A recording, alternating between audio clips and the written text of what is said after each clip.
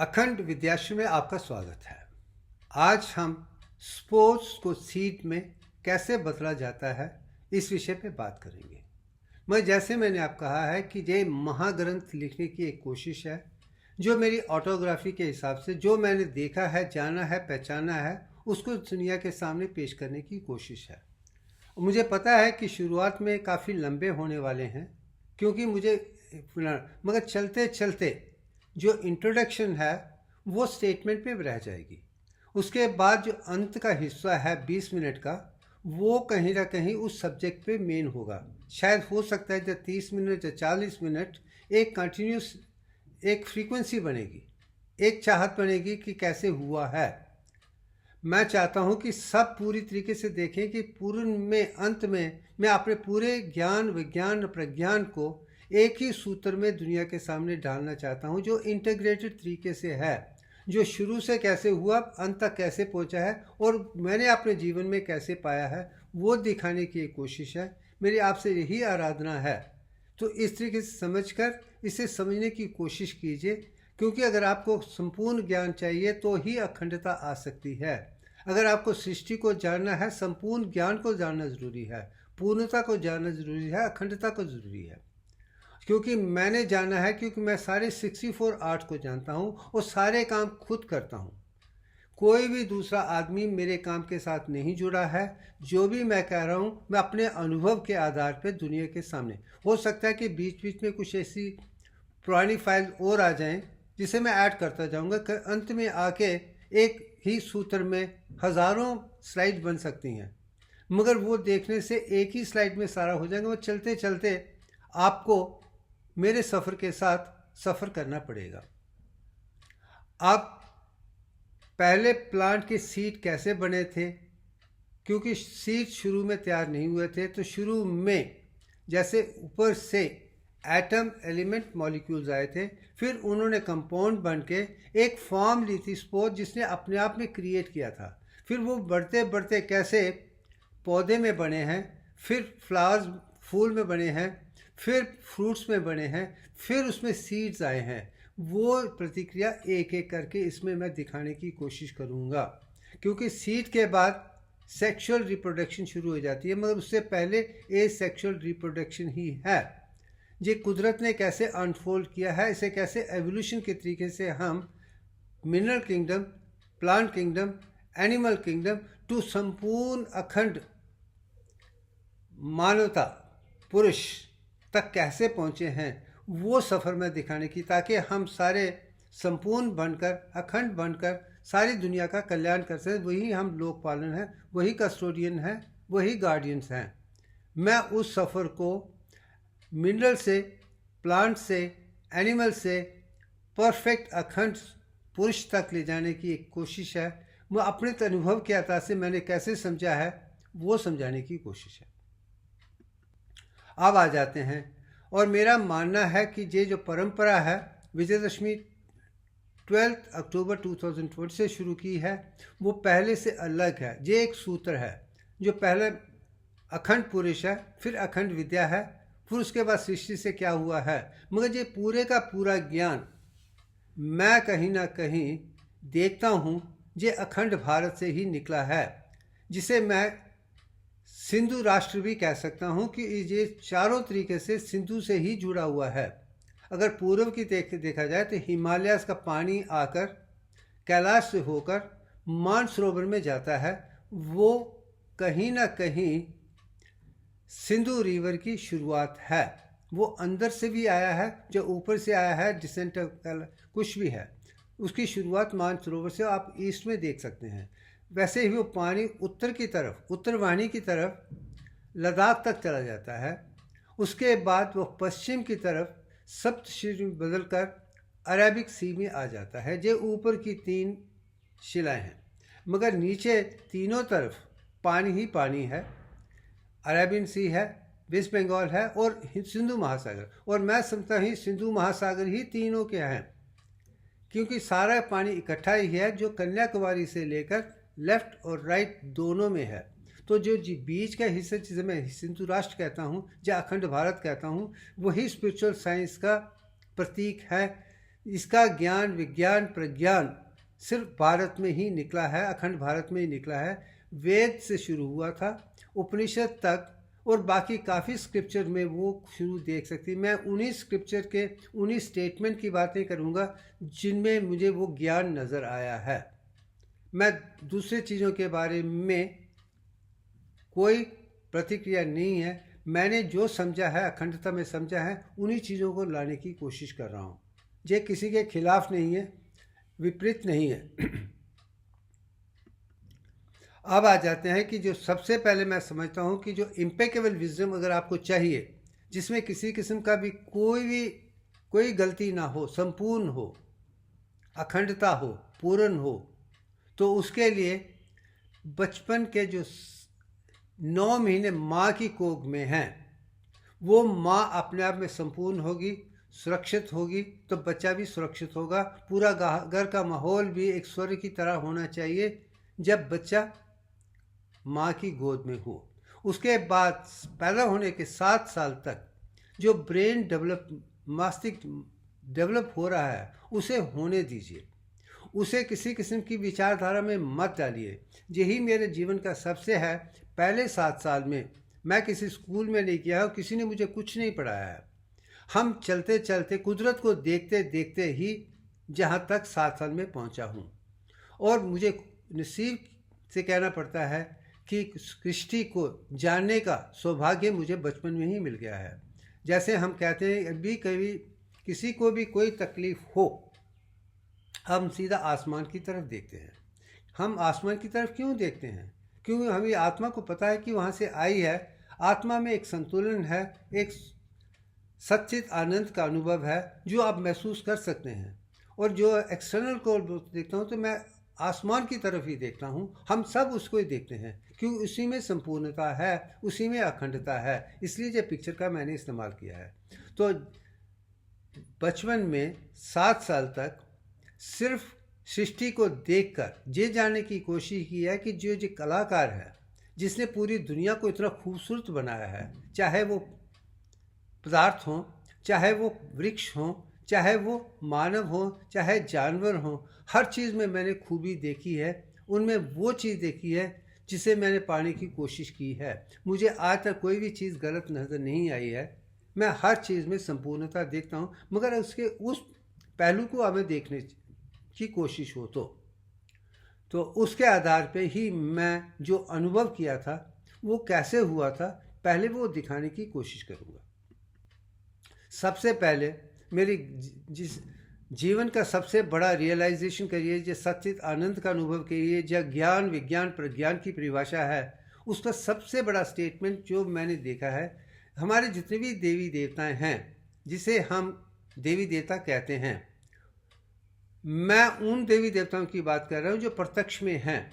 और मेरा मानना है जिन लोगों ने अपने जीवन काल में एनलाइटनमेंट, रोशनी, कुदरत, सृष्टि को देख लिया है, वो मृत्यु के बाद आसमान में रहते हैं। वही हमारे पूर्वज हैं।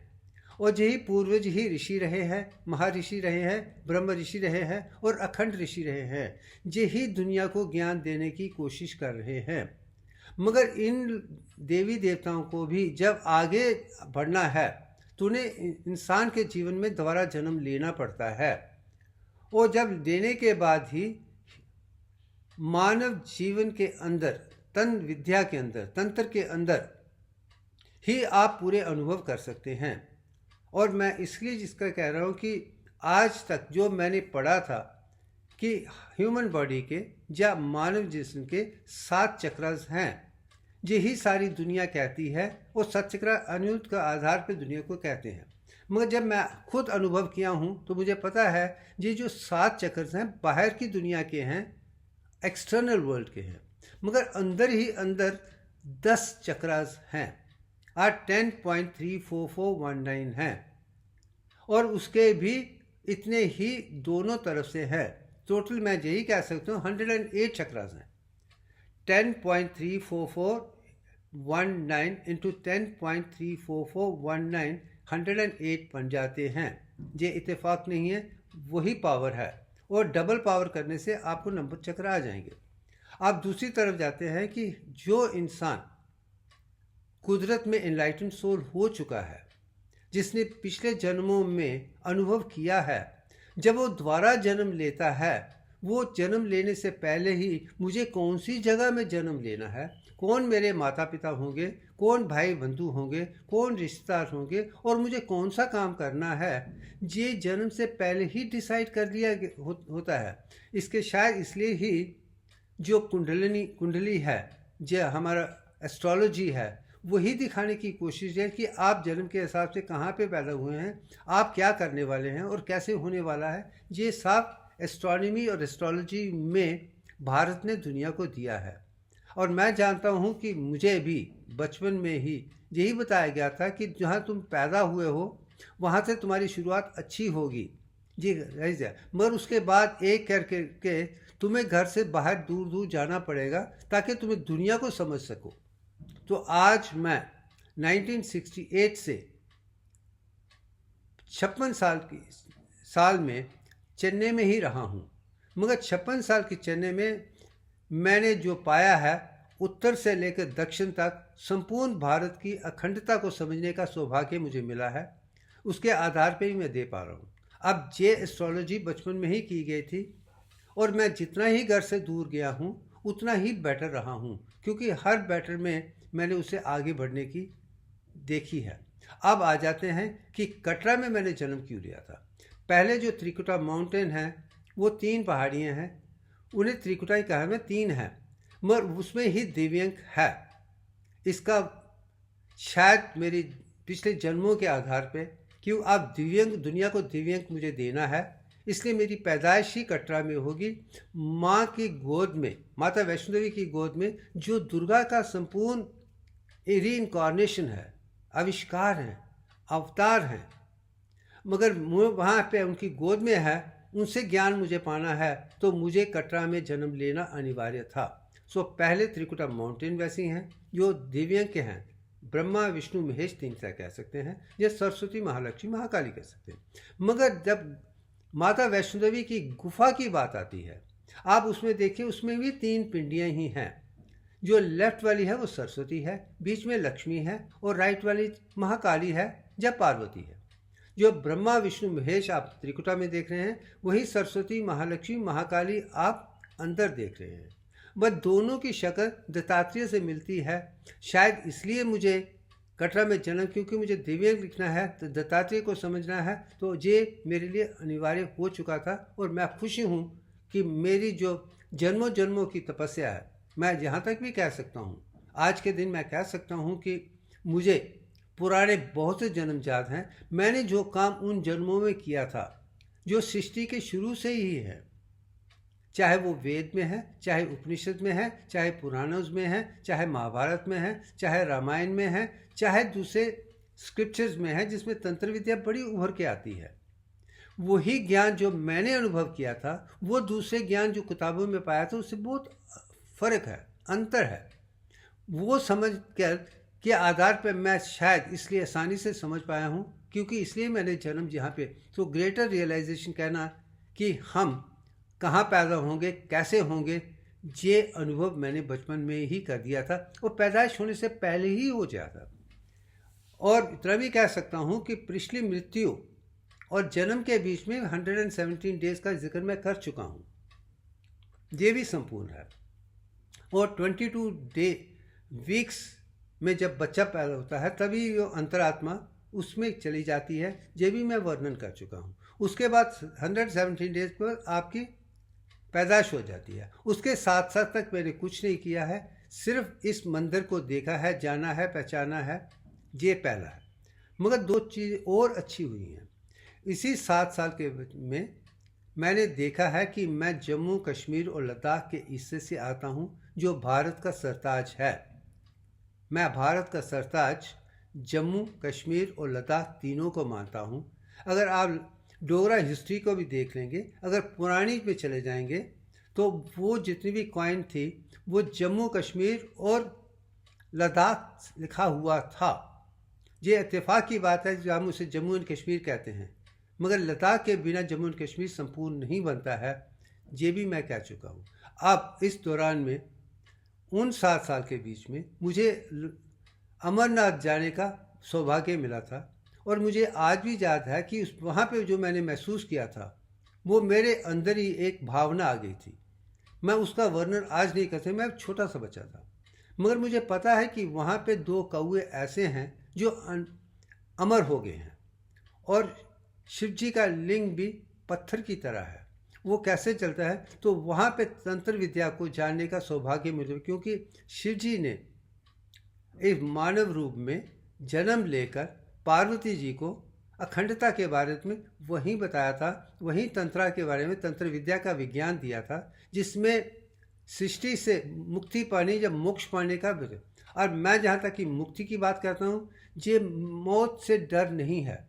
मुक्ति ये है कि आप अपने आप में हर तरीके से संपूर्ण बन जाते हैं, आपको ज़िंदगी में कोई भी कमी पेशी नहीं होती है। मैं उसे ही मुक्ति समझता हूँ। ये ज्ञान मुझे वहीं पर मिला था, शायद इसलिए वो असली तंत्र विद्या को जानकर दुनिया को देने का सौभाग्य मुझे मिला है, जो बाकी किताबों से अलग है। 7 चक्रों को 10 डालकर मैंने वो दिया है जो शिव जी ने पार्वती जी को वहाँ सुनाया था। That's number 1। कटरा वैष्णो देवी अपनी जगह है, ये अपनी जगह है।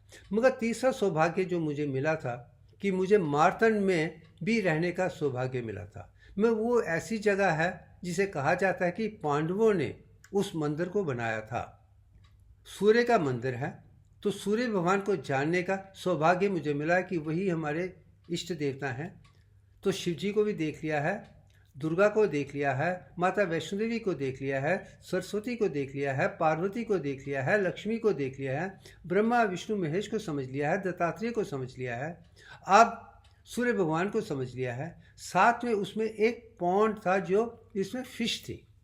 आज भी मुझे याद है कि मैं फिश देखता था। शायद ये भी ज्ञान कुदरत मुझे देना चाहती, जहाँ पे अगर आप लैंड को देखेंगे 220 बाई 140 फीट की डायमेंशन है, वो दिव्यांग ही है। और जो पॉन्ड है उसमें फिश ये है कि जितने भी हम वर्टिब्रेट्स हैं वो फिश से ही शुरू होते हैं। शायद 10 अवतार जो मत्स्य से शुरू होता है उसको भी वहीं पे डाल दिया गया था। शिव जी के अंत को भी डाल दिया था, ब्रह्मा को भी डाल दिया था, विष्णु की जी सारी चीज़ें मुझे अंतरात्मा ने बचपन में 7 साल में ही मुझे दिखा दी है। यही जीवन का सत्य है जो जन्मों जन्मों से तुम समझने की कोशिश कर रहे हो। अब दुनिया को वो संपूर्ण दिव्यांग और अखंडता के माध्यम से देना है। शायद इसकी शुरुआत मेरे बचपन में कटरा, अमरनाथ, पहलगाम, कश्मीर और मार्तंड से शुरू हो गई थी। मैं आज भी यही कह सकता हूँ कि मैं बहुत सौभाग्यशाली हूँ। मेरा बचपन जम्मू कश्मीर लद्दाख की भूमि में हुआ है जो सरताज है। तो मुझे पहले सरताज को समझने की कोशिश की थी। उसके बाद दक्षिण में आते आते मैंने पूरी सृष्टि को समझ लिया है, और मैथमेटिक्स से समझा है, फिजिक्स को समझा है, केमिस्ट्री को समझा है, मेडिकल साइंसेस को समझा है, मगर उनकी संपूर्णता को समझा है। मैं डिजीज मॉडल की बात नहीं कर रहा, मैं संपूर्ण अखंडता की बात कर रहा हूँ। ये ज्ञान शुरू में वहीं मिल गया था। आगे चलते, अब मेरे जीवन का सबसे बड़ा लेसन जो है वो मैंने महाभारत में सीखा था कि वहाँ पे अगर दुनिया में सबसे बेस्ट साइकोलॉजी की कोई किताब है, मैं आज भी मानता हूँ महाभारत ही है। उसमें हर किस्म के लोग हैं, जिसमें अच्छे भी हैं बुरे भी हैं। अगर पूरी रामायण और महाभारत को आप समझ लें, आपको ह्यूमन साइकोलॉजी का पूरा ज्ञान महाभारत में ही मिल जाएगा। मगर एक चीज़ जो महाभारत का सबसे बड़ा लक्ष्य जो है वो मैं आज भी मानता हूँ, वो कर्मयोग है। जो इंसान कर्मयोग करता है बिना फल के, बिना सेल्फिश के, सच्चाई ईमानदारी से, वही आगे बढ़ सकता है, वही सफल होगा, वही संपूर्णता की तरफ जाएगा। ये ज्ञान गीता में कृष्ण भगवान जी अर्जुन को कुरुक्षेत्र की लड़ाई होने से पहले ही समझाया जा रहा है। आप देख लीजिए, कृष्ण जी बैठकर अर्जुन को समझा रहे हैं कि कर्मयोग की क्या भूमिका है। ये पर्टिकुलर पिक्चर कर्मयोग की परिभाषा का है। तुम्हें कर्म करना है, तुम्हारा जन्म कर्म होने के लिए हुआ और कुछ नहीं है। और मैं भी मानता हूँ अगर मैंने इतने जन्मों के बाद दोबारा जन्म लिया है तो उसमें एक ही कर्म है, कर्म करके मुझे अखंडता की तरफ, दिव्यांग की तरफ जाना है। ये मैंने बचपन में महाभारत से ही सीख लिया था। तो ये पहला मेरा लेसन जो है, कर्मयोगी बनो और बिना फल की चेष्टा किए कर्म करो। पैसे के बारे में, किसी चीज़ के बारे में मत सोचो। तुम्हें सिर्फ तुम्हारी नीयत अच्छी होनी चाहिए, नीतियाँ अच्छी होनी चाहिए, नतीजे अच्छे होंगे। अगर आपकी नीयत अच्छी है, आप संपूर्णता की तरफ जाएंगे।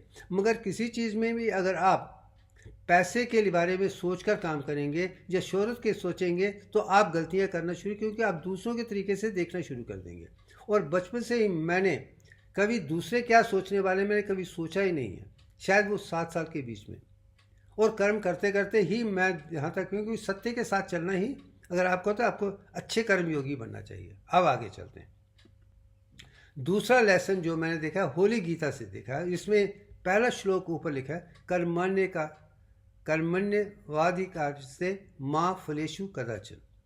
इसका मतलब ये है, अपने कर्म को अच्छे तरीके से करते जो, फल की चेष्टा मत करो। और बिना फल की चेष्टा करते हुए अगर आप काम करते जाएंगे, आपको अखंडता मिल जाएगी।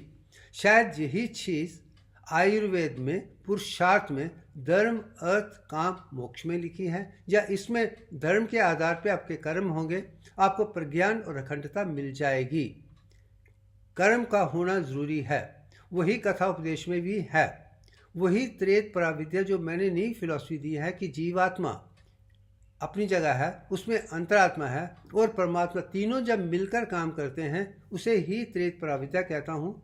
वो द्वैत और अद्वैत से भी अच्छी है और जीवन में संपूर्ण हो सकता है। ये भी मेरी अपनी ही एक परसीव्ड फिलॉसफी है जो दुनिया को देख रहा है कि जब तीनों इकट्ठे हो जाएंगे तो आप इस पिक्चर में देखिए, 5 जो हॉर्सेस हैं वो इंद्रियां हैं, और जो रथ है जीवात्मा है, और जो अंतरात्मा है वो अर्जुन है, जो परमात्मा है जब ब्राह्मण है वो कृष्ण भगवान है। ये तीनों एक ही चीज़ में हैं। अगर इसमें मैं ये कहूँगा कि अगर आप में घोड़े की तरह शक्ति हो तो आप आगे बढ़ सकते हैं। हर इंसान को घोड़ों की तरह बनना चाहिए, गधों की तरह नहीं। आप में सोचने, समझने और संतुलन से आगे बढ़ने की कोशिश होनी चाहिए। आपकी 5 की 5 इंद्रियां एक होकर आगे बढ़ेंगी तो आप संपूर्ण बन पाएंगे, नहीं तो नहीं बन जाएंगे। इसलिए मैं आज भी मानता हूँ कि दुनिया के ज़्यादा लोग एक गधे की तरह हैं जो सोचते नहीं हैं, मेहनत बहुत करते हैं। मगर सोचकर मेहनत करना बहुत ज़रूरी है। इसलिए कर्मयोगी को भी ज्ञान की ज़रूरत होनी चाहिए। अगर ज्ञान और कर्म दोनों हो जाएंगे तो आप आगे बढ़ेंगे, ये इसका मतलब है। अब आगे चलते हैं। जो दूसरा लेसन ये है कि आपको ज्ञान की तरफ जाना चाहिए। डेटा, इंफॉर्मेशन, नॉलेज, विजडम से इम्पेकेबल विजडम तक जाना चाहिए, तभी जाके आप संपूर्ण हो सकते हैं। बीच में जितनी भी गलतियां होंगी आप भटकते जाएंगे। और इस चीज़ का ज्ञान मैंने इस पिक्चर से देखा है, जो सरस्वती की पिक्चर है, और वो ब्रह्मा जी की कंसॉर्ट हैं। इसमें देखिए उनके हाथ में वीणा है, इसका मतलब म्यूज़िक होना चाहिए। और साथ में नीचे किताब भी है और हंस भी है, कमल भी है, पानी भी है, सूरज भी है, हर चीज़ उसमें है जो ज्ञान को आगे ले जाएगी। अगर अखंडता का ज्ञान है, अंदरूनी भी होना चाहिए, बाहर भी होना चाहिए। आपकी आवाज़ में मधुर भी होना चाहिए, ज्ञान भी होना चाहिए। और हंस का मतलब ये है, वो उसमें वो क्षमता है, विज्ञान की क्षमता है, विवेक की क्षमता है कि वो अगर दूध पिएंगी, दूध से वो पदार्थ ले लेंगी और पानी को छोड़ देगी। अगर आप में नेति नेति करना आता है तो ही आप अखंडता पे जा सकते हैं। जब तक वो अलग करने के और उसमें असली पदार्थ नहीं निकाल पा रहे हैं तो आप अखंडता की तरफ नहीं जा रही हैं। इसलिए आपको जो कर्म भी करना है वो ज्ञान के साथ, सरस्वती के साथ करना चाहिए। जब कर्म योग है और ज्ञान योग है तो मैं इतना मानता हूँ तो लक्ष्मी जी खुद ब खुद आपके साथ आ जाएंगे। जो काम अच्छा है उसकी हर इंसान को ज़रूरत होगी, वो लोग खुद ही आपको वो सारी चीज़ें दे देंगे जो आपकी आवश्यकता है। यही मैंने पूरे जीवन में देखा है। मैं सूर्य भगवान की तरह सिर्फ देना ही जानता हूँ, मुझे कभी लेने की ज़रूरत पड़ी नहीं है, मगर मुझे पता है जब मैं दुनिया को ज्ञान देता हूँ, लोगों को सच्चित आनंद मिलता है, तो वो खुद मुझे वो सब देते हैं जिससे मैंने कभी चेष्टा भी नहीं किया, मगर मेरा सारा जीवन सफल हो गया क्योंकि लोगों ने वरदान समझ के मुझे दिया है। मैंने नहीं पूछा है, मैं तो ज्ञान बांटता ही जा रहा हूँ। ये एक लेसन मैंने दूसरा देखा था बचपन में, तो यही कहूँगा माता सरस्वती है, गॉडेस ऑफ नॉलेज है। अगर वो है और कर्मयोगी हैं तो लक्ष्मी जी ऑटोमेटिकली आपके पास। यही मैंने मुझे कभी भी बचपन में से लेकर आज तक कभी पैसे के बारे में सोचने की ज़रूरत नहीं पड़ी है, क्योंकि मुझे अक्षय पात्र दिया गया है। इसलिए क्योंकि तुम्हारे पास ज्ञान है, कर्मयोग है, तो जो कर्म करता है और ज्ञानी है, संपूर्ण है, मानवता की प्रतीक है, उसके पास पैसा खुद आ जाता है। कुदरती तुम्हें अक्षय पात्र के साथ दे देगी। और मैं आज तक यही कह सकता हूँ कि बचपन से लेकर आज तक मुझे पैसे की कभी कमी हुई नहीं, मैं पैसे के पीछे कभी गया ही नहीं हूँ। ये भी मेरे जीवन का पूरा है। आज भी मैं सिर्फ देना ही जानता हूँ, मुझे लेने की ज़रूरत नहीं है, क्योंकि लेने की ज़रूरत उसे जिसे इनसिक्योरिटी होगी। जब आप पता है कि आप कोई भी काम संपूर्णता से कर सकते हैं, मुझे छोटा बड़ा काम नहीं लगता, मुझे सारे काम एक जैसे ही हैं। मुझे यही करना है, वो करना कुछ नहीं है। हम संपूर्ण तरीके से बनेंगे तो आपको पैसे मिल जाएंगे। बस इतना ही थर्ड लेसन है। अब आगे चलते हैं। अब इस ज्ञान को मैंने जब स्कूल ज्वाइन किया था, एक स्टेटमेंट है जो मुझे सबसे अच्छा लगता है कि विद्या ददाति विनयम विनयात जाति पात्रताम पात्रताम धन अतुपति, धन धर्म तत् सुखम सब मिल जाता है। ये हितोपदेश का एक ज्ञान है। 2 लाइनें हैं हितोपदेश की।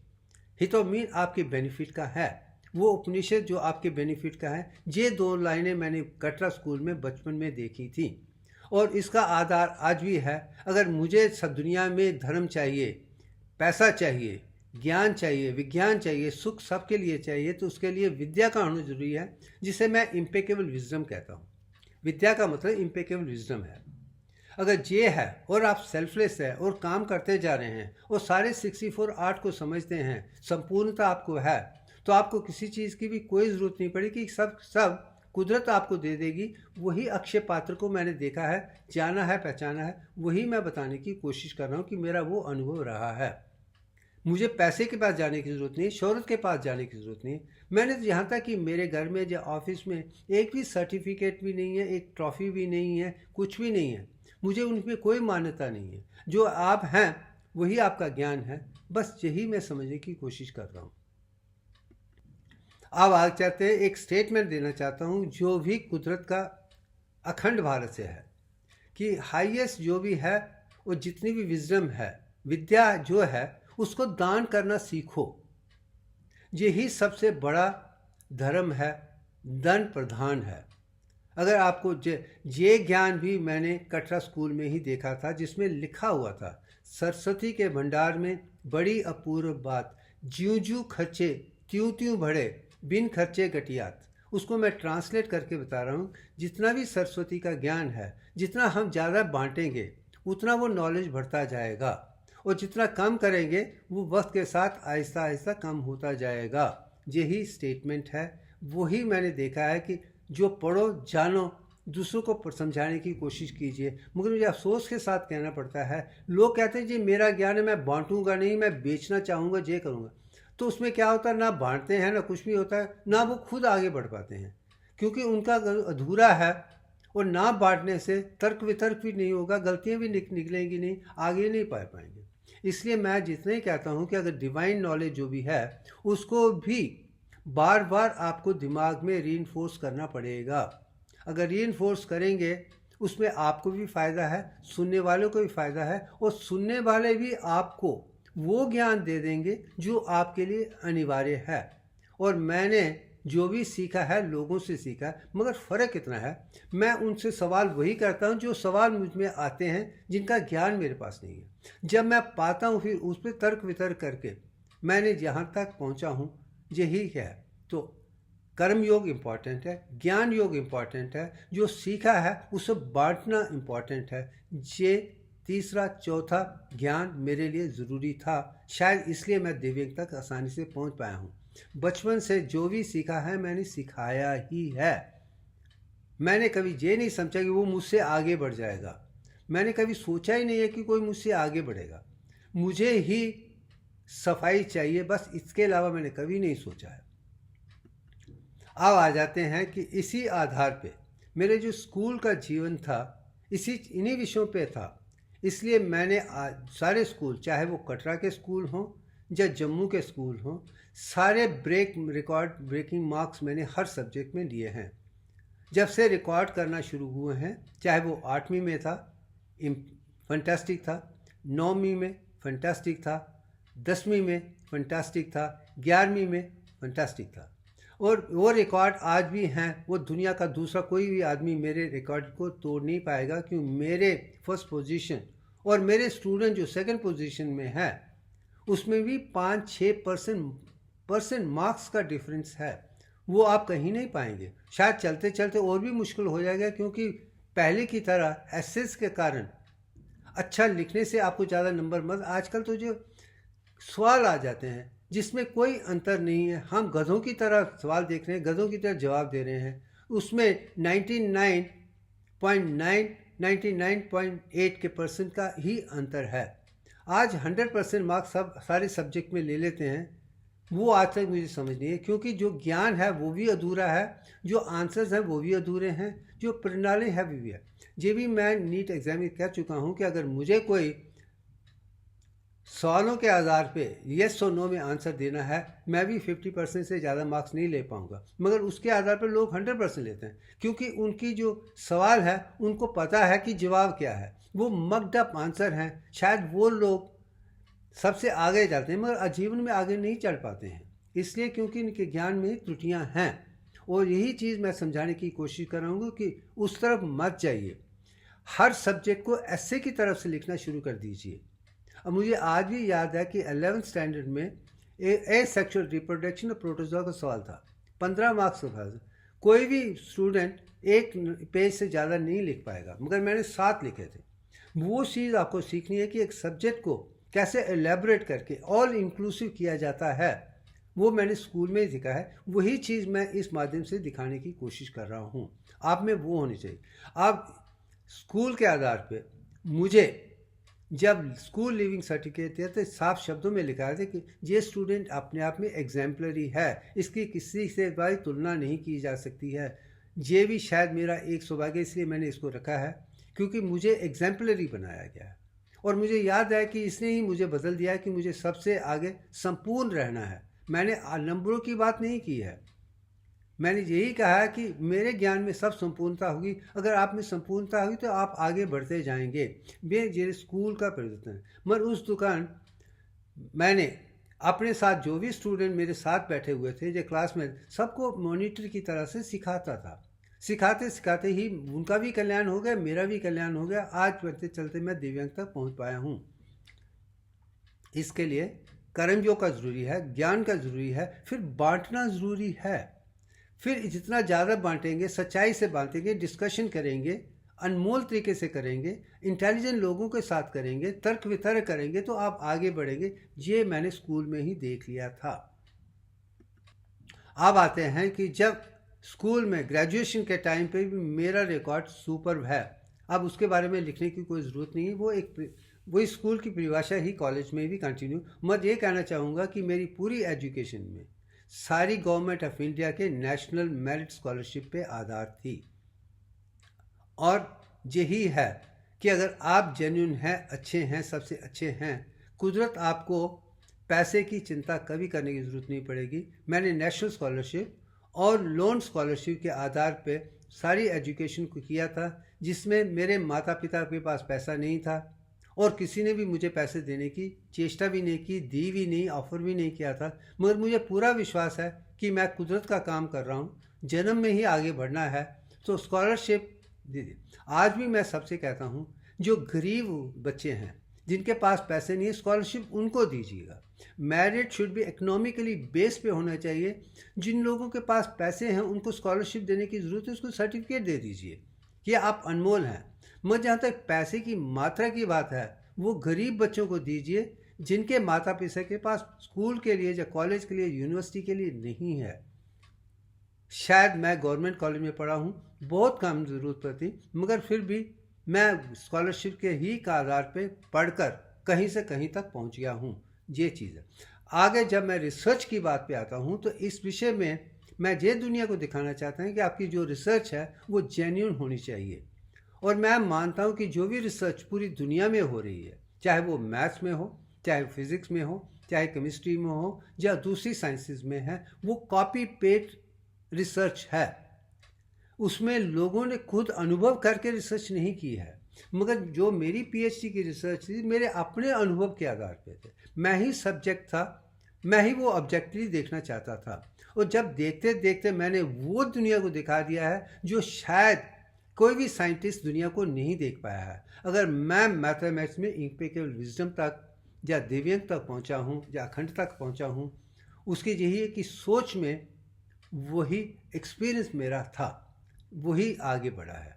वही करते करते जो रिसर्च मैंने की थी उसका बेसिस था, कोई रेफरेंसेस नहीं था, कोई फंडामेंटल नहीं थी, मगर एक नई प्रतिभाषा मैंने शुरू की थी, और वो अनुभव के आधार पर चलते चलते हम कहाँ से कहाँ पहुँचे हैं, मैं वही दिखाने की कोशिश कर रहा हूँ।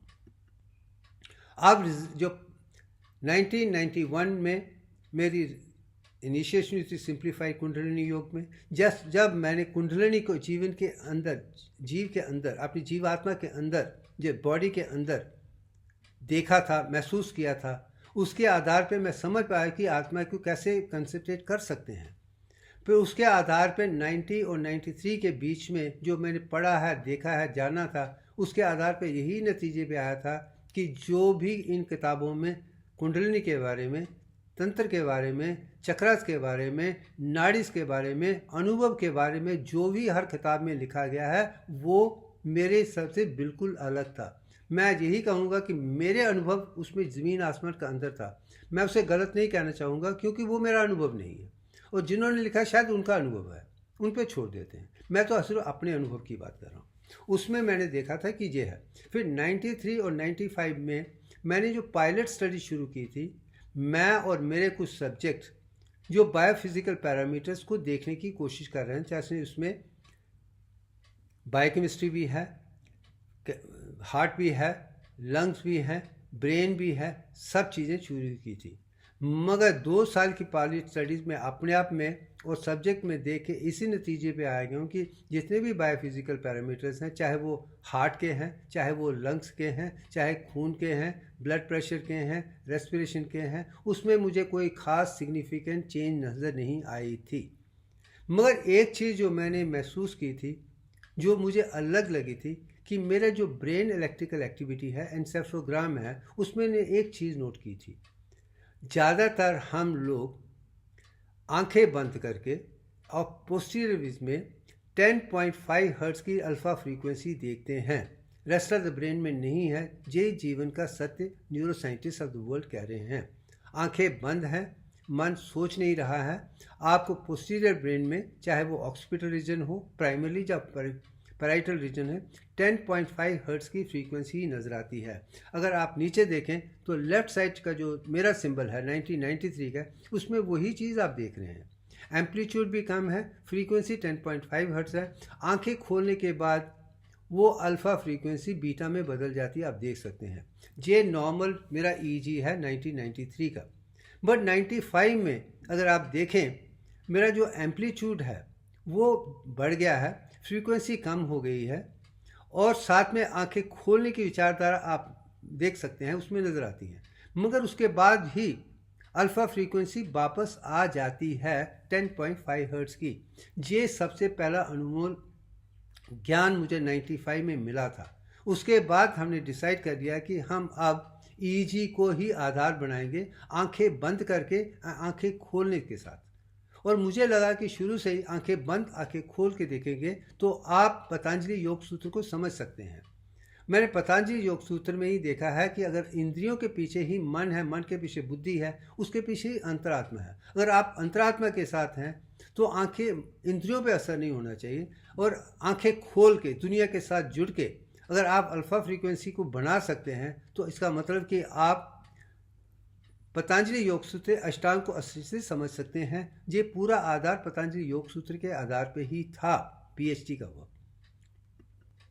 अब मैं इसमें 2-3 ऐसी स्लाइड दिखाना चाहता हूँ जो पीएचडी के साथ जुड़ी हुई थी, जो सेल्फ का मतलब कि मैं हूँ, मेन सब्जेक्ट हूँ, और कंट्रोल के बाकी वाले ग्रुप में।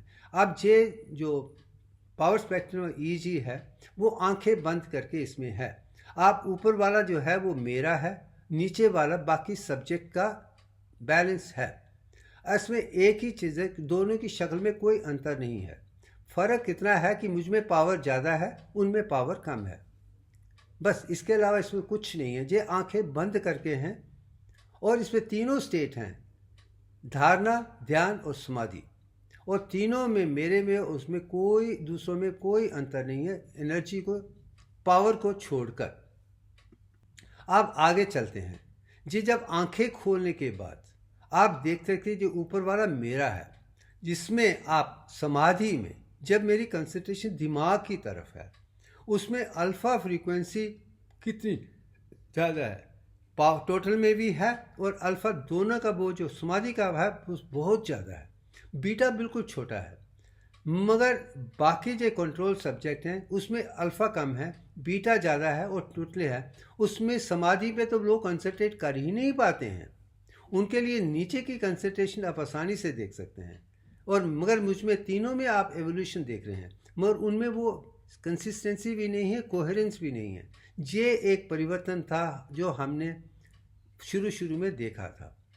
अब उसके आधार पे जे पीएचडी को मैंने दुनिया के सामने पेश कर दिया था, जिसके आधार पे मेरे काम को पहला माना गया था, अनिवार्य माना गया था, हाईली कमेंडेबल कहा कर। सब ने कहा था ये शुरुआत है, मगर मुझे बड़े अफसोस के साथ कहने पड़ेगी कि ये 201 का रिसर्च है जो अमेरिकन एग्जामिनर ने इसे हाईली कमेंडेबल दिया था, सारी दुनिया मानती है, मगर दूसरा किसी ने भी आज तक इस पे काम किया ही नहीं है। ये बड़े अफसोस के साथ करना पड़ता है। शायद कंट्रोल सब्जी की तरह उनको कुंडलिनी को जागृत करके, कुंडलिनी पे कंसंट्रेशन करके, उसके साथ पूरे जीवन में परिवर्तन लाने की क्षमता शायद नहीं है। शायद उनकी सोच उस अंतरात्मा के साथ नहीं है। जब मैं मानता हूँ कि मेरी अंतरात्मा ही मेरी गुरु है, दुनिया का कोई ज्ञान कुछ नहीं है। मेरी अंतरात्मा जो हीलियम 4 है, जो अदिति हैं, उन्होंने ही मुझे पूरा ज्ञान दिया हुआ है। और जब तक कि आप अंतरात्मा के साथ नहीं जुड़े होंगे, आप कुदरत को नहीं पा सकते हैं, क्योंकि आपको ब्राह्मण की तरफ जाना है, फिर जाके संपूर्णता नजर आएगी। अगर दुनिया में रहेंगे तो तालमेल के साथ रिलेटिव वर्ल्ड में रहेंगे, अखंडता नहीं है। ये मैंने तभी महसूस कर लिया था। आप मेरे जो गुरु थे, गाइड थे, प्रोफेसर नमस्वायम, ये उनका टेस्टिमोनियल है, जो मुझे 40 साल से जानते थे। इसमें उन्होंने यही कहा है कि शिवभूषण शर्मा हर तरीके से संपूर्ण है। उन्होंने ही न्यूरो साइंस मुझे 1969-70 में मद्रास मेडिकल में पढ़ाई थी, वही मेरे गाइड थे। और 2000 के बाद मेरे पीएचडी के बाद ये सर्टिफिकेट दिया कि मैंने जो रिसर्च की थी शुरू से लेकर अंत तक अपने अनुभव के आधार पर की है, इसलिए इसका योगदान है। ये दुनिया की पहली है। और दूसरी, पावर स्पेक्ट्रम एनालिसिस की फैसिलिटी चेन्नई में नहीं थी। मेरे दोस्त के माध्यम से हम उसे बना के एक स्पेक्ट्रम से बनाकर दुनिया को देख सकते हैं। मगर आज मैं 64 चैनल या 32 चैनल या 16 चैनल में पावर स्पेक्ट्रम दुनिया को दिखा रहा हूँ, और वो दिखा रहा हूँ जो शायद दुनिया में आज तक कभी भी नहीं हुआ है। अब मैं वो दिखाने की कोशिश करता हूँ, वो आगे जाके बताएंगे। अब अगर उस चीज़ पे कहते हैं कि आज मैं 8 hertz frequency through out the brain आंखें खोल के कर सकता हूँ, वो अनुभव अपने आप में मिसाल है। अब रिसर्च की बात में आई थी, मगर कॉलेज के बाद जो पहला सिंबल मैंने बनाना शुरू किया था वो ओम का था। इसमें आप 22/7 जब पाई को देख सकते हैं। ओम को 3 हिस्सों में बदल दिया है। जो ऊपर का हिस्सा है वो आ है, और नीचे का यू है, और जो सुंड है वो म है, और तुरिया है। ये अनुभव तब मुझे नहीं था क्योंकि मैंने महसूस नहीं किया, मगर ये पिक्चर मैंने वो बनाई थी जब मेरा इनिशिएशन ही नहीं हुआ था। मैं तो सिर्फ ग्रेजुएशन पास कर चुका था, वो 73 में करने के बाद जी 74 में मैंने बनाया था। जी शायद मेरी अंतरात्मा मुझे दिखा रहा है तुम्हें ये करना है, दुनिया को दिखाना है कि तुम ऑलरेडी स्पिरिचुअल तरफ जा रहे हो। ये पिक्चर आज भी मेरे पास 1974 के रिकॉर्ड के साथ जुड़ी हुई है। बस अब आ जाते हैं कि 1980 में मैंने फार्मास्यूटिकल कंपनी शुरू की थी, उसके लिए जो सिंबल मैंने बनाया था, जिसके कॉपीराइट मुझ पे हैं, ट्रेडमार्क्स में ये पिक्चर बन, इसमें मैंने शायद पहली बार टैबलेट, कैप्सूल और ड्रॉप का इस्तेमाल किया था। मगर ड्रॉप और टैबलेट के बीच में आप रिसर्च को भी देख सकते हैं, वो भी अपने आप में एक चीज़ है। आप जो सिंबल बनाएंगे वो ज्ञान की तरह होना चाहिए, उसमें वो सब चीज़ें जो उसको आगे भी ले जाएंगी। साथ में जो ऊपर की पिक्चर है उसकी लेंथ एंड ब्रेड्थ भी दिव्यांग के आधार पे ही है। ये चीज़ भी शायद मैंने तब की थी जब मैंने फार्मास्यूटिकल कंपनी शुरू की थी, सिर्फ दुनिया का कल्याण करने के लिए। उसके जो लोगो भी खुद बनाया गया है वो भी अपने आप में संपूर्ण है। जो पहले टैबलेट और कैप्सूल है वो आ है, ए, और कैप्सूल और ड्रॉप पी बन जाते हैं। अखंड फार्मा है।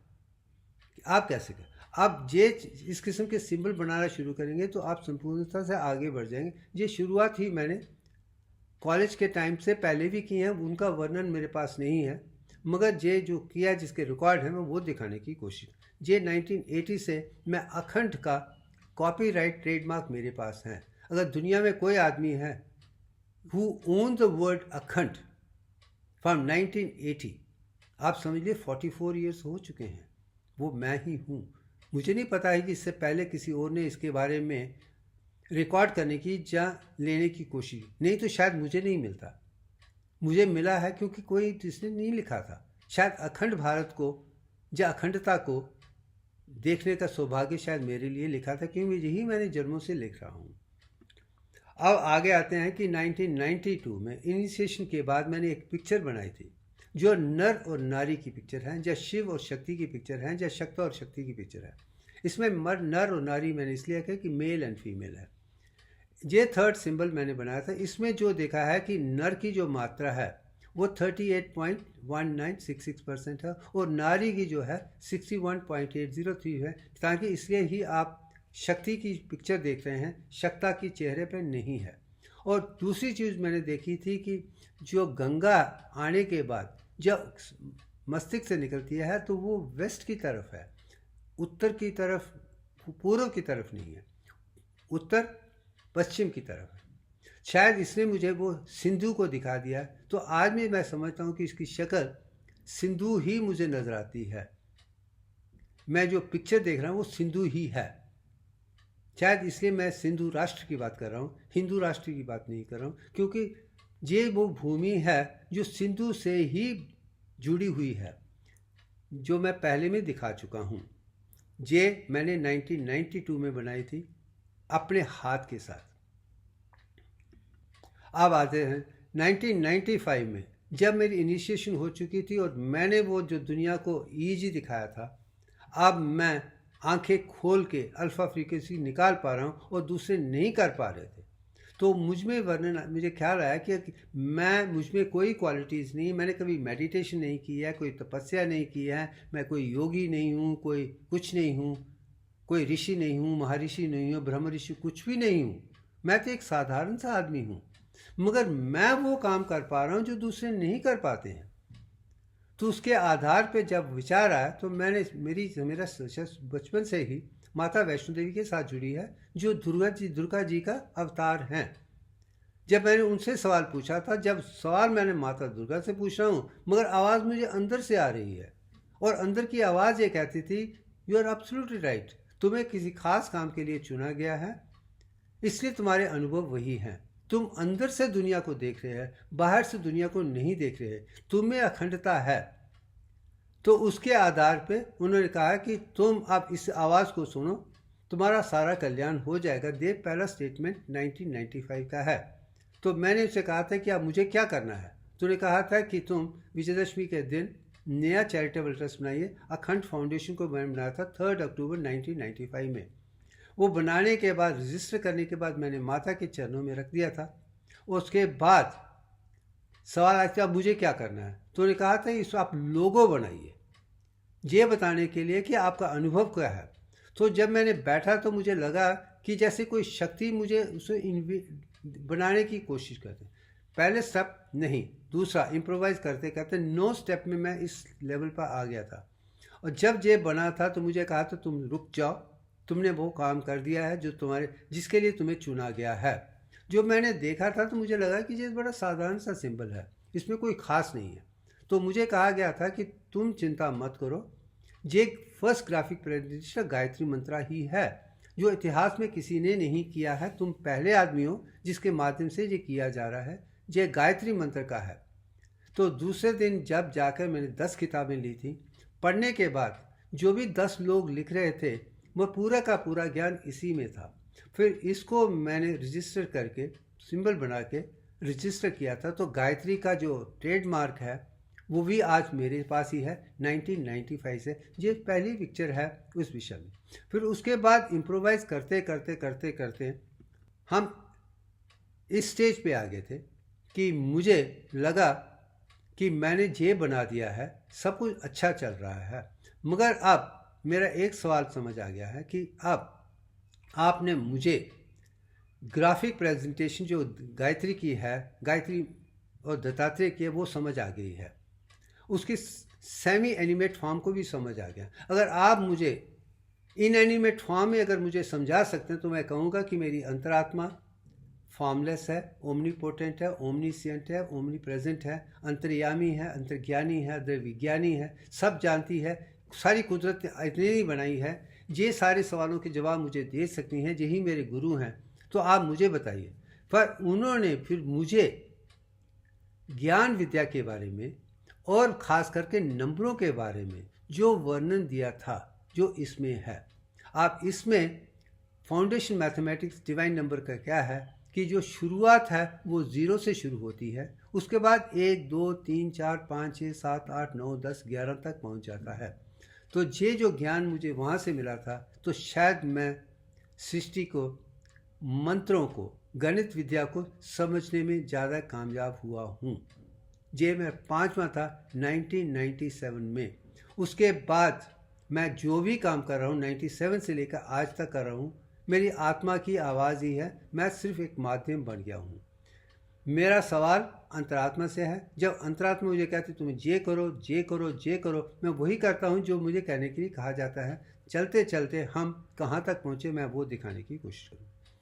अब दिव्यांग को समझने के लिए जब छठा सिंबल मैंने बनाया था कि जो गोल्डन रेशियो है, 5 नंबर है जो देखे हैं, उसमें वो most approximate decimal value of golden ratio की किसी को पता नहीं है। उसमें कन्फ्यूशन ही कन्फ्यूशन के, इसलिए जो भी मैथमेटिक्स दुनिया पढ़ रही है, कर रही है, वो मैन मेड कंसेप्ट हैं, डिफेक्ट्स हैं। जब गोल्डन रेशियो की बात आती है तो 1.618 ठीक है, जब 1.61803397 जो है, दोनों अलग हैं, मगर दोनों गलत हैं। मोस्ट अप्रॉक्सीमेट वैल्यू नहीं है। तो मोस्ट अप्रॉक्सीमेट वैल्यू को ढूंढने के लिए तो मैंने जिस ज्ञान का अपने पिछले जन्मों के आधार पर किया था वो स्थापना ब्राह्मणा था, जिसे यज्ञवल्क्य जी ने बड़े आसानी से समझा था। और वही जब मैंने दिखा तो मैं इस चीज़ को पाइथागोरस थ्योरम क्या स्थापना के आधार पर बना पाया हूँ। और उसमें मैंने देखा है कि जो 100 × 100 1.61803 ही परफेक्ट वैल्यू है, और वो मैं समझा चुका हूँ। यही चीज़ दिखाने की कोशिश है कि जो दिव्यांग रेक्टेंगल को मैंने देख लिया था तो उसमें मुझे नंबर याद आ गया कि 100 × 161.8034 ही संपूर्ण है। और ये मैथमेटिकल कैलकुलेशन इतनी सिंपल थी और मुझे पता है कि कोई भी कर सकता था। मैं शायद किसी ने सोचने की कोशिश नहीं की। उन्होंने कॉम्प्लिकेटेड मैथमेटिक्स से फार्मूलों के आधार पर बनाने की कोशिश, जिसमें वो गलतियाँ आ गई हैं। चाहे वो फाइबोनाची सीक्वेंस के आधार पे नंबर 1.618 है, या उनका मैथमेटिकल 1 पर square root of 5 divided by 2 पे आधार पे है, वो गलतियों से भरा हुआ है। इसलिए मैं कहता हूँ कि जो मैथमेटिक्स दुनिया को समझाया जाए वो मैन मेड कंसेप्ट हैं, इसलिए डिफेक्ट हैं। ये डिवाइन कंसेप्ट है। इसका पहला हिस्सा 22-21 वो कुदरत के साथ जुड़ा है। 10 स्टेज डेवलपमेंट है। ये अंतर ये मैंने तब देख लिया था जब इसका नंबर आ गया था। आप 7th लेवल पे मैंने उसमें देखा था। इसके इन्वोल्यूशन देखने की कोशिश करते हैं। 100 से शुरू करते हैं, सेमी सर्कल ट्रायंगल करते हैं, देखते हैं कितने में वो संपूर्ण पिक्चर बन जाती है जिसमें आप फाइबोनाची सीक्वेंस है। और देखा कि 10 स्टेज तक हैं, मगर उसके बाद थोड़ा सा स्टेज रह जाता है, वो संपूर्ण नहीं होता है। ये मैंने 7th स्टेज में महसूस कर लिया था। जब आगे जाते हैं तो मुझे देखते हैं कि मैं ठीक है, अब 22/21 to the power 10 time evolution करने के बाद मैंने देखा कि हम कर सकते हैं, मगर अंत में थोड़ी सी जगह बाकी रह जाती है जिसमें एक और लाइन नहीं बन सकती है। तो ये लगा कि 10+ स्टेजेस हैं, मगर 10.344 क्या है वो इस वक्त तक मुझे नज़र नहीं आता। ये 8th लेवल है। अब आगे चलते हैं। अब जिसको जानने के लिए 2014 और 2015 के बीच में जब मुझे नंबर नज़र आ गया था, तो मैंने अपने एक दोस्त प्रोफेसर गोविंदराज के साथ कहा था कि हम बैठ के ये फाइनल डिजिट को ढूंढने की कोशिश, क्योंकि 22/21 तो मुझे पता हो गया है, 10 भी पता है, इसका वर्णन मैंने अखंड किताब 2002 में ही कर दिया है। मगर 2002 से 2012 साल मुझे लगे थे ये ढूंढने के लिए कि मुझे आगे कौन सा नंबर लेना है। यही मेरी तपस्या थी। मगर 14 में मैं तो आ गया था, 1.618034 है। अब उसके आधार पे उस पर कैलकुलेट करते हुए हमने IBM का SPS वर्जन 21 का इस्तेमाल किया था, उसमें ढूंढने की कोशिश की थी। तो नंबर जो उभर के आया था 0.34419 है। और खूबी की बात है 3 + 4 + 4 + 1 और 9 21 बन जाते हैं। वहीं से दिव्यांग शुरू होता है। तो वहाँ पे आना ही, तो मुझे लगा अगर 22/21 है उससे ब्रह्म अंक करते हो कि जो ब्रह्मा के साथ क्रिएशन के साथ जुड़ा हुआ है। 10 स्टेज ऑफ डेवलपमेंट है तो विष्णु अंक बन जाता है। जो तीसरा है 3rd स्टेज ऑफ मैचुरेशन है, शिव अंक है, जो शिव जी के पंचभूतों के साथ जुड़ा हुआ है, जो आप गायत्री में भी देख सकते हैं और शिव जी में देख सकते हैं। वही चीज़ है। अब ये जब ज्ञान आने के बाद दिव्यांग अपने आप में उभर के आ गया था। आप देखिए जब 9th स्टेज वो दिव्यांग उभर के आया था वो 22/21 थे। अब मैं आपको अगले स्टेज पे ले रहा हूँ कि जो गणित विद्या भी है उसे भी आपको ग्राफिक प्रेजेंटेशन में बदलना पड़ेगा। अगर आप बदल सकते हैं तो ठीक है। अगर दुनिया को नई भाषा देनी है तो हमने लिखित भाषा से डिफिशेंसीज हैं, शब्द कम है, लक्ष्य कम है और एम्बिग्यूटी है। एक एक मतलब के शब्द के बड़े मतलब आ जाते हैं। कन्फ्यूजन ही कन्फ्यूजन है, उसमें क्या सत्य है क्या सत्य नहीं है आपको पता नहीं चलता है। इसलिए गणित को ढूंढना, फिर उसे ग्राफिक में बदलना, तो उसके बाद उसको ट्रांसलेट करना, मैं समझता हूँ कि सबसे अच्छा है। ये शायद मैं कर पाया हूँ 2015 की तरफ। अब आगे चलते हैं। अब जब आगे चलते हैं स्टेज जो अखंड कंप्लीट हो गया था, अब इसमें आप पूरी सृष्टि के जो भी ज्ञान को मैंने 95 से लेकर 2015 तक 20 साल में देखा है, जाना है, पहचाना है, इस पिक्चर में है। मगर जो पहली पिक्चर आपने ब्लू कलर की देखी 95, और इसमें सेंटर वैसे का वैसे ही है जैसे उसमें है, वो नहीं बदला है। मगर जो चीज़ें मैंने नई नई सीखी थी, सीखते सीखते उसमें ऐड करते करते ये पिक्चर है। आप इस पिक्चर के माध्यम से मैं ये कह सकती ये 7 चक्रा नहीं है, 10 चक्रास हैं। और फुल भारत की जितनी भी, अखंड भारत की जितनी भी पुरानी देवी देवताओं की पिक्चर हैं, मैं उसे आसानी से समझकर दुनिया के सामने पेश कर पा रहा हूँ। इसमें वो सब कुछ है जो आप नज़र आएगा। इसमें अगर नीचे देखेंगे तो आप फिश देख सकते हैं, स्नेक देख सकते हैं, बर्ड देख सकते हैं, वराह को देख सकते हैं, वामना को देख सकते हैं। सब चीज़ें वैसी की वैसी हैं जो 10 अवतार में भी हैं।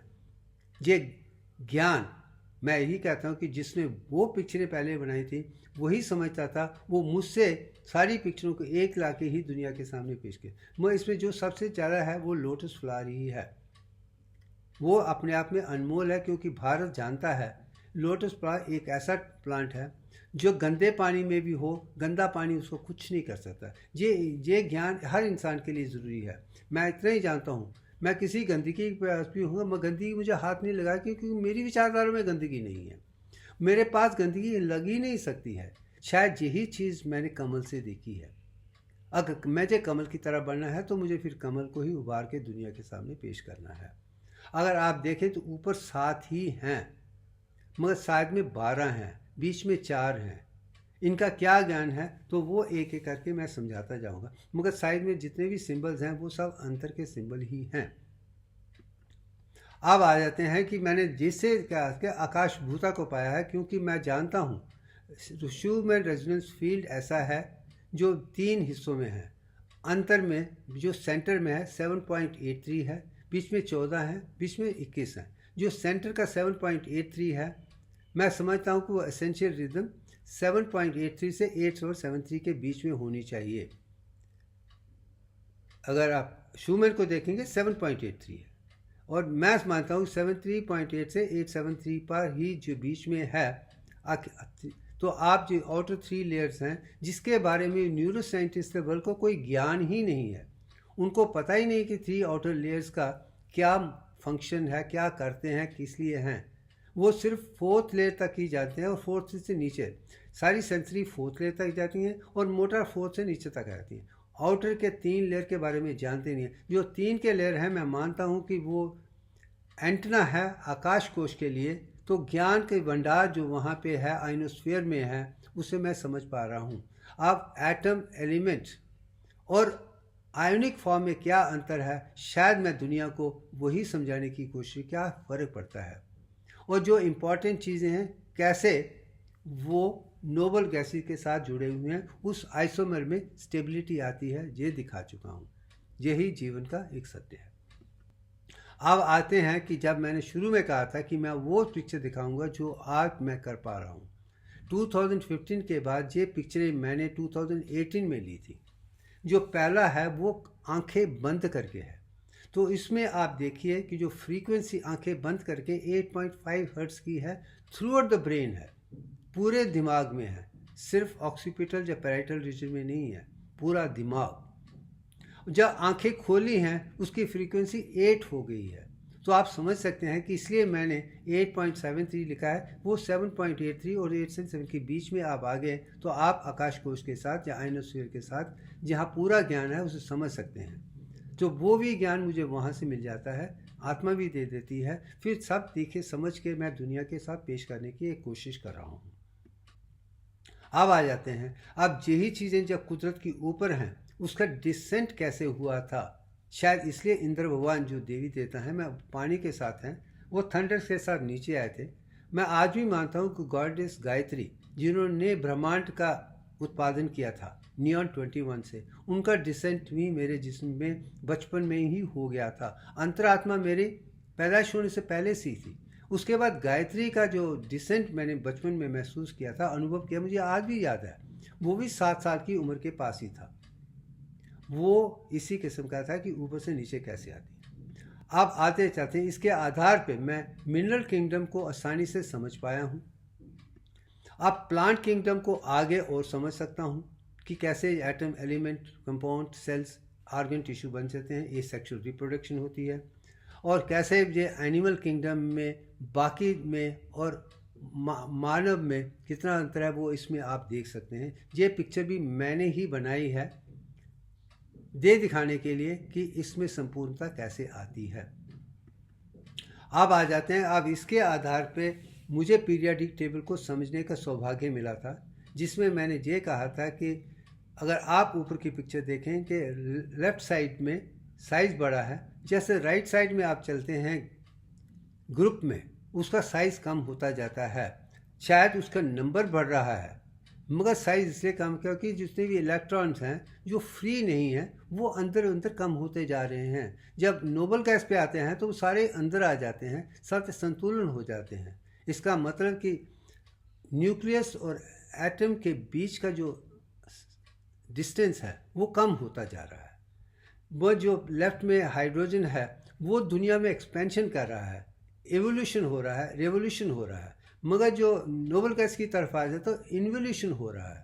वो चीज़ साइंस ने भी देखी है, मैं वही दिखाने की कोशिश कर रहा हूँ। ऊपर से जब अगर आप पीरियडिक टेबल की तरफ देखें तो पीरियड हैं तो 7 हैं, उसमें 5 का वर्णन है। जैसे आप नीचे जाएंगे उसके नंबर बढ़ता जाता है, तो वो उस तरफ है, मगर जो ग्रुप में है वो कम हो रहा है, इसमें बढ़ता जा रहा है। ये चीज़ मैंने देखी है। मगर इसमें जो चीज़ देखी है, 3 चीज़ें ही, ट्रिनिटी ही इम्पॉर्टेंट है।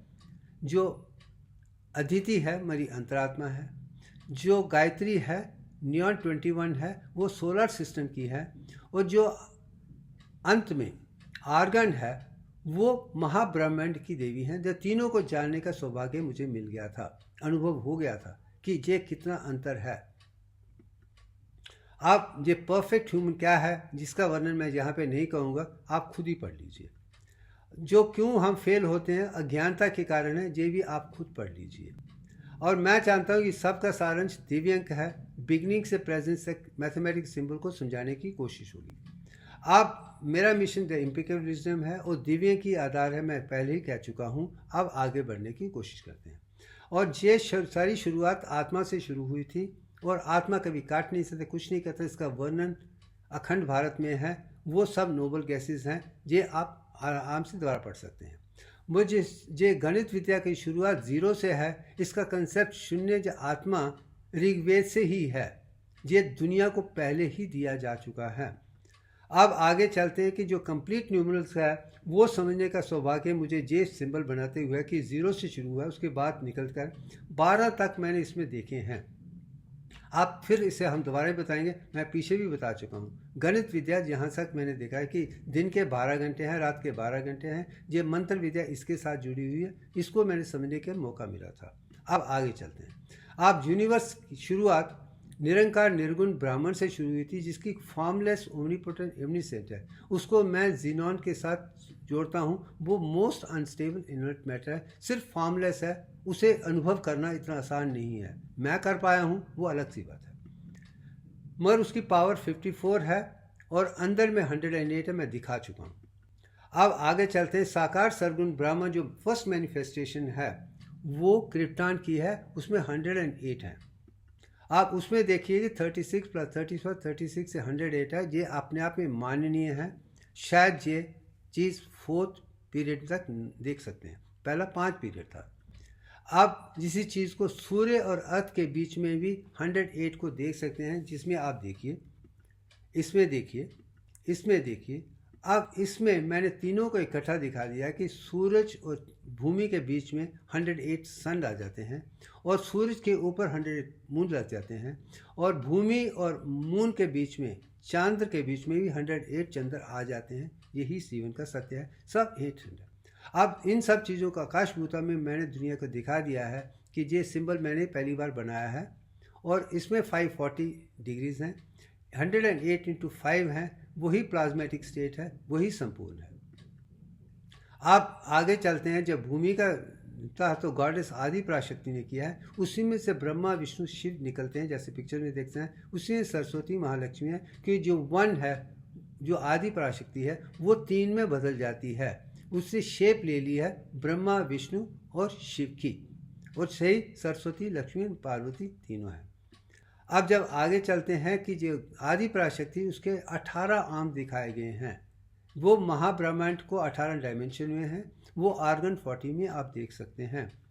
जब इसी पिक्चर को आप शिव जी की डांसिंग में भी देख सकते हैं, 18 लाइट्स हैं।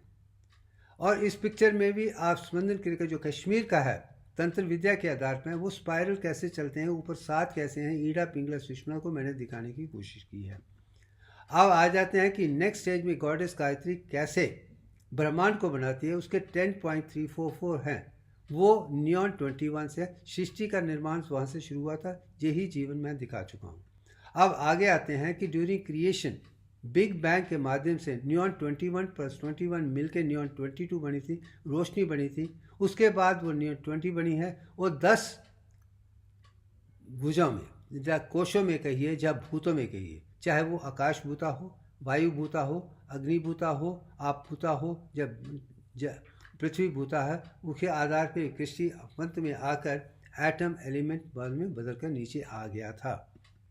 अब इसके आधार पे ही ब्रह्मांड और पिंडांड दोनों एक जैसे हैं। इस चीज़ को वर्णन मैंने बचपन में ही कर दिया था, जिसमें लगा था कि ब्रह्मा जी की जो 22 हैं और 10 स्टेजेस हैं। यही चीज़ मैंने मानव में भी देखी है, यही सोलर सिस्टम में भी देखी है, यही स्पाइरल गैलेक्सी में है। इसी को मैं अहम ब्रह्मास्मि कह सकता हूँ। वो है माइक्रोकॉस्मिक रिप्रेजेंट माइक्रोकॉस्मिक यूनिवर्स। अब आगे चलते हैं कि उसका डिसेंट वहाँ से हुआ था, नीचे हुआ था थंडर से आने से। उसके बाद सारी शुरुआत समुंदर में, जो सागर में गर्म पानी से शुरू हुई थी। यूनिसेल ऑर्गेनिज्म कैसे आगे बढ़ते बढ़ते बड़े थे, वो मैं दिखा चुका हूँ। अब आते हैं कि पीरियाडिक टेबल में भी आप देख सकते हैं जो 3 एलिमेंट इंपॉर्टेंट है, वो हाइड्रोजन, कार्बन और हाइड्रोजन है। जो 3 इनऑर्गेनिक मॉलिक्यूल्स हैं वो मीथेन, वाटर और कार्बन डाइऑक्साइड। इसमें भी आप दिव्य को देख सकते हैं। अब वाटर क्यों इंपॉर्टेंट है, अमृत है, ये मैं इसमें दिखा चुका हूँ, आप आराम से पढ़ सकते हैं। आप आ जाते हैं मीथेन। मीथेन में 1 कार्बन है, 4 हाइड्रोजन है। सारी एनर्जी इससे शुरू हुई थी। वो इम्पॉर्टेंट है। अब मीथेन प्लस ऑक्सीजन को इकट्ठा करके कार्बन डाइऑक्साइड और वाटर बनती है, इससे सृष्टि शुरू हो जाती है। और जो मैंने दिखाने की कोशिश की है कि जो 4 इनर प्लैनेट्स हैं सूर्य भगवान और एस्ट्रॉयड बेल्ट के बीच में, शुरू में सबकी 97% कार्बन डाइऑक्साइड थी, मगर इसमें भूमि को देख लीजिए तो इसमें कार्बन डाइऑक्साइड 21 ऑक्सीजन और 78% नाइट्रोजन में बदल गई है, जिससे इसकी शक्ल बदल गई है। इसलिए यहाँ पे बायोलॉजिकल लाइफ है, क्योंकि उसके लिए ऑक्सीजन का होना ज़रूरी है, कार्बन डाइऑक्साइड भी ज़रूरी है जो थोड़ी मात्रा में आ जाती है, और साथ में नाइट्रोजन भी ज़रूरी है ताकि अगर अमाइनो एसिड और प्रोटीन बनाने के काम आएगी बिल्डिंग ब्लॉक के लिए। ये भी मैं दिखा चुका हूँ। अब जेनेसिस ऑफ बायोकेमिस्ट्री कहीं ना कहीं जो कपाल वृक्ष है पहले ऊपर से नीचे आया था, उसकी रूट्स अप थी, अब नीचे आकर फिर फोटोसिंथेसिस के माध्यम से हम सारे प्लांट किंगडम में वो चीज़ें बन रही हैं जो हम सब के लिए अनिवार्य हैं। अब इसमें प्लांट सेल्स में क्या होता है मैं दिखा चुका हूँ। अब एसेक्सुअल रिप्रोडक्शन जिसमें सीड्स नहीं है, अंडर द ग्राउंड है, सीड्स वर क्रिएटेड लेटर, ये भी दिखा चुका हूँ। अब बनाना में देखेंगे तो आप देखेंगे कि ये अंदर से ही एसेक्सुअल रिप्रोडक्शन से ही नया ट्री बन जाता है, मगर चलते चलते जो फ्लावर बन जाते हैं और फूल आ जाता है और साथ में फल आ जाता है, उसमें ही बीज आ जाते हैं। ये भी आप इस पिक्चर में आसानी से देख सकते हैं। अब जब आगे चलते हैं तो जो ऊपर से आया था वो कार्बन डाइऑक्साइड और वाटर था, मगर प्लांट ने उसे ग्लूकोज और ऑक्सीजन में बदल दिया है। ह्यूमन सेल ने उस ग्लूकोज और ऑक्सीजन लेने से कार्बन डाइऑक्साइड और वाटर में बदल दिया। इसमें वो साइकिल में संतुलन आ गया है, इसलिए आज भी हम सृष्टि को मेंटेन कर पा रहे हैं। ऑल द कार्बन डाइऑक्साइड 97% से सिर्फ मात्र कम तक है गई है, मगर वो आज भी बनती है। हम ह्यूमन सेल बनाते हैं, एनिमल सेल बनाते हैं, और प्लांट उसको ग्लूकोज कार्बन, ये संतुलन भी शायद इक्विलिब्रियम को बना के रखती है। अब आते हैं कि अब स्पोर की तरफ आ जाते हैं, क्योंकि शुरुआत में सीड्स नहीं थे, स्पोर ही था। वो एक रिप्रोडक्टिव सेल है जिससे नए सेल बनते हैं। ये मैं दिखाने की कोशिश कर रहा हूँ, ये एसेक्सुअल रिप्रोडक्शन के माध्यम से है। अब जब आगे आते हैं कि जैसे फंगस में है, स्पोर्स एनालॉगस है, वो सीड की तरह ही काम करते हैं, स्पोर्स भी सीड की तरह ही फंगस में काम करते हैं। वो ही कहीं कहीं मशरूम को बनाकर, जिसे हम खा भी सकते हैं, पीस भी सकते हैं, वही चीज़ बनते बनते वहाँ तक बन जाती है। ये चीज़ आप देख लें।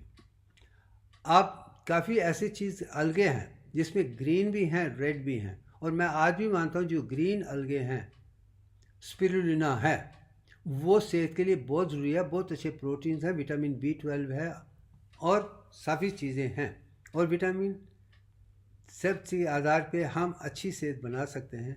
वो भी एसेक्सुअल रिप्रोडक्शन से ही बनते हैं, बस वो ग्रीन कलर के हैं, स्पिरुलिना है, अनिवार्य है। अब आ जाते हैं कि सीड बेयरिंग प्लांट उसके बाद शुरू हो जाते हैं, तो उसको कैसे जर्मिनोस्पर्म्स एंजियोस्पर्म में बदल जाता है। जो हैप्लॉइड स्पोर्स थे वो ड्यूप्लस बन जाते हैं, उसमें फादर और मदर दोनों आ जाते हैं। उसके बाद ही आगे चलते चलते बन जाते हैं, उसके आधार पे ही 2 किस्म के बन जाते हैं, gymnosperm which is female and angiosperm is male. एक माइक्रोकॉस्मिक है, एक मेगा स्पोर्स है।